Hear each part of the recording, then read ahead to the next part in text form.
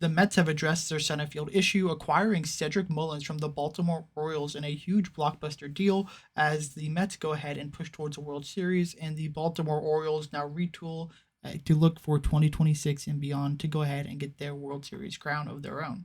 In exchange for Mullins' services, the Mets give up a couple of players that the Orioles are going to hope will help them in the immediate future, given that they are giving up this year, and Mullins is going to be a free agent at year's end. This trade makes sense for both teams as they go and understand where their competitive windows exactly lie. In this deal, we'll dive right into the Cedric Mullins trade that just happened a couple minutes ago, talk about what's in it for both teams, each player in the deal, and give some gut reaction trade grades to both sides.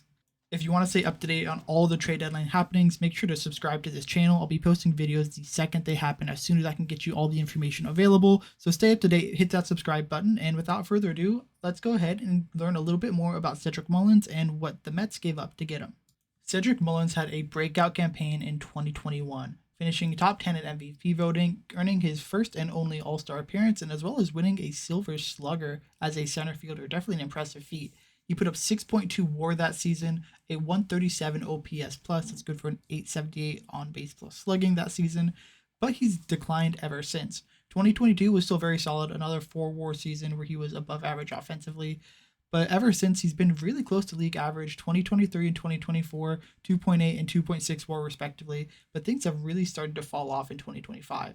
2025, unfortunately, has been a completely different story. He's only put up 0.1 BWAR, and although Fangraphs does rate him a little bit higher at 1.2 WAR, his defense has really taken a hit.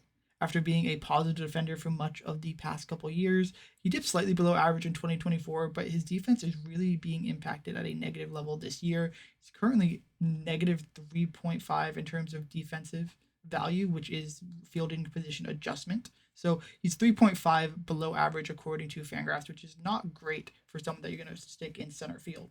So basically, Mullins has been league average or so offensively and a slightly below average defensive center fielder this year, which is a shame because Mullins is an electric player to watch when he is doing very well. But so far this year, he really hasn't been.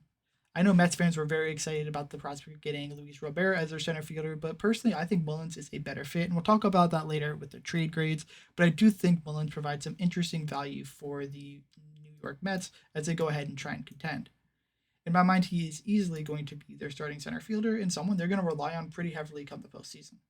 This move also gives a lot of positional flexibility, as now you can decide whether you want Jeff McNeil playing second base every day, if he's going to take a day off and DH or move to right field, if Juan Soto is going to DH, or if he's hurt like he was last night.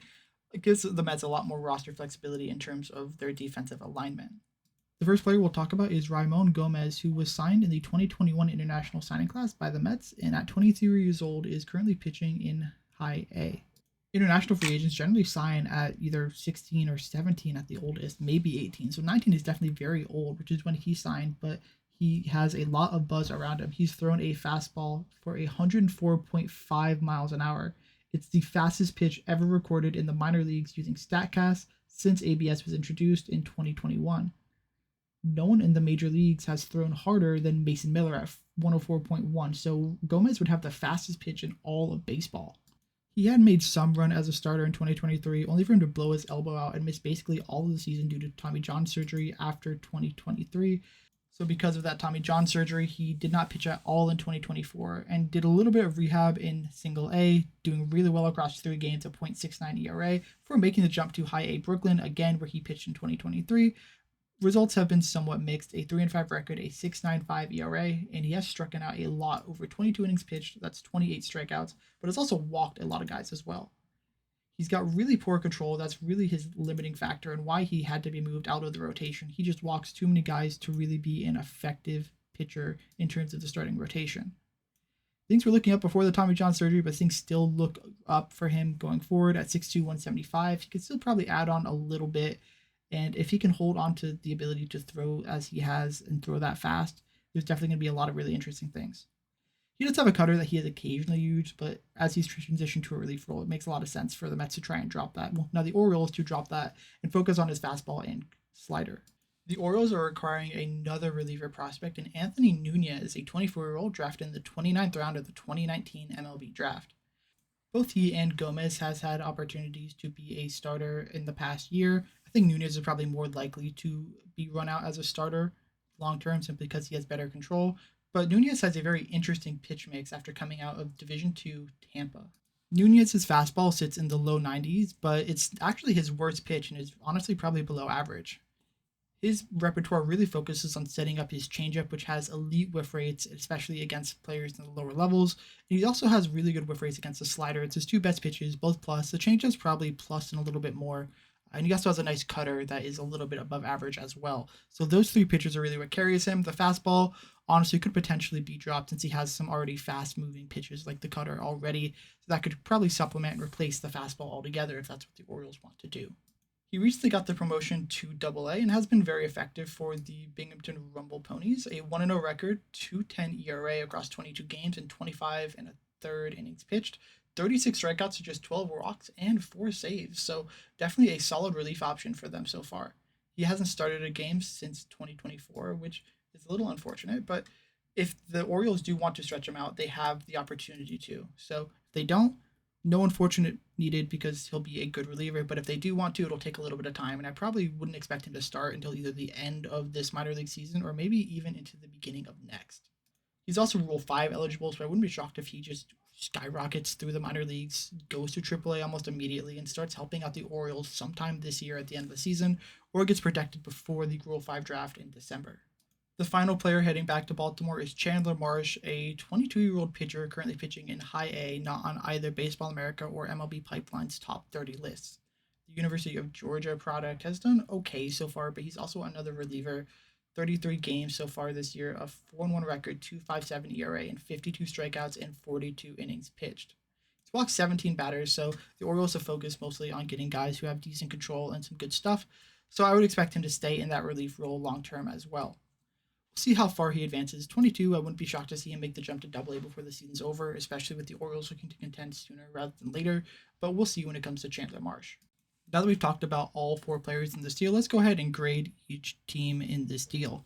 For the Orioles, I'll give this a C+. I think it's fine, but it's interesting that you targeted 3 relief prospects. Not personally how I would have approached this. I think it would have been better to get maybe 1 or 2 starters or maybe a bat that you have like high upside in your scout's mind. I just think having 3 relievers is an interesting dilemma to have. And one of them could be a very electric closer, right? You have someone who can throw 104 plus. That is insane. So if you can mold that, that is huge value right there. But it just doesn't seem like this is a high upside move. It seems like it's just these are decent players and let's see what we can do with them kind of move, which is fine. But it also doesn't make me feel confident in their ability to be successful because they still have some work to do, still need to develop. They're not players that can help you out immediately without a little bit of refinement. Maybe Nunez can sometime this year or next year. So we'll see how that all works out. But in my mind, I really don't think there's a huge need for the Orioles to have acquired any of these players when I think more of their needs were in the starting rotation rather than the bullpen. And yeah, maybe they do convert someone like Anthony Nunez to the starting rotation, but that'll take a little bit of time for him to get there. So we'll see how that all ends up playing out. And then for the Mets, I'm going to give this trade a solid A.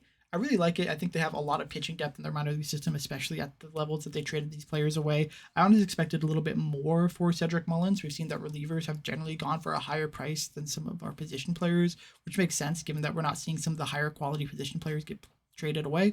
But Mullins used to be very good. He used to be a star in this league, someone who made all-star teams, won gold gloves and silver sluggers, or had the potential to, right? So it is kind of surprising this is all they got, even if he is in a down year. And frankly, I really like that they did just trade some really just reliever prospects when, yes, relievers are expensive on the trade market right now, but we'll see how that is in the future. And frankly, relievers are generally cheap in free agency. If they want to sign them, they can. And they've really solidified themselves to make a push now, which I think is really, really important for them, especially with players like Pete Alonso having an opt-out at the end of the season. They want to win now, and I can't blame Mets ownership for doing that. So thank you for getting to the end of this video. Make sure to subscribe to stay up to date on all the trades happening this deadline, and I can't wait to see you in the very next video as we talk about even more trades happening at the 2025 trade deadline, which at the time we're recording, there's about an hour 20 left until there's no more trades happening.